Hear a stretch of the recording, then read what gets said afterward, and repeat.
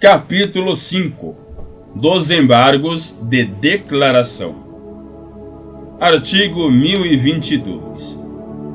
Cabem embargos de declaração contra qualquer decisão judicial para: inciso 1. Esclarecer obscuridade ou eliminar contradição. Inciso 2. Suprir omissão de ponto ou questão sobre o qual devia se pronunciar o juiz de ofício ou a requerimento. Inciso 3. Corrigir erro material. Parágrafo único. Considera-se omissa a decisão que: inciso 1. Deixe de se manifestar sobre tese firmada em julgamento de casos repetitivos ou em incidente de assunção de competência aplicável ao caso sob julgamento. Inciso 2. Incorra em qualquer das condutas descritas no artigo 489, parágrafo 1º. Artigo 1023. Os embargos serão opostos no prazo de 5 dias, em petição dirigida ao juiz com indicação do erro, obscuridade, contradição ou omissão, e não se sujeitam a preparo. Parágrafo 1º. Aplica-se aos embargos de declaração o artigo 229. Parágrafo 2º. O juiz intimará o embargado para, querendo, manifestar-se no prazo de 5 dias sobre os embargos opostos, caso seu eventual acolhimento implique a modificação da decisão embargada. Artigo 1024. O juiz julgará os embargos em 5 dias. Parágrafo 1º. Nos tribunais, o relator apresentará os embargos em mesa na sessão subsequente. Proferindo voto e não havendo julgamento nessa sessão, será o recurso incluído em pauta automaticamente. Parágrafo 2º. Quando os embargos de declaração forem opostos contra a decisão de relator ou outra decisão unipessoal proferida em tribunal, o órgão prolator da decisão embargada decidi-los-á monocraticamente. Parágrafo 3º.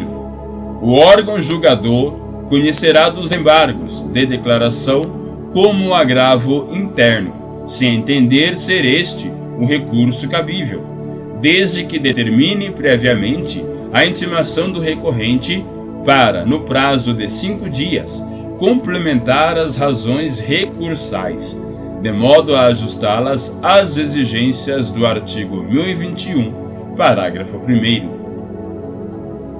Parágrafo 4º. Caso o acolhimento dos embargos de declaração implique modificação da decisão embargada, o embargado que já tiver interposto outro recurso contra a decisão originária tem o direito de complementar ou alterar suas razões nos exatos limites da modificação, no prazo de 15 dias, contado da intimação da decisão dos embargos de declaração.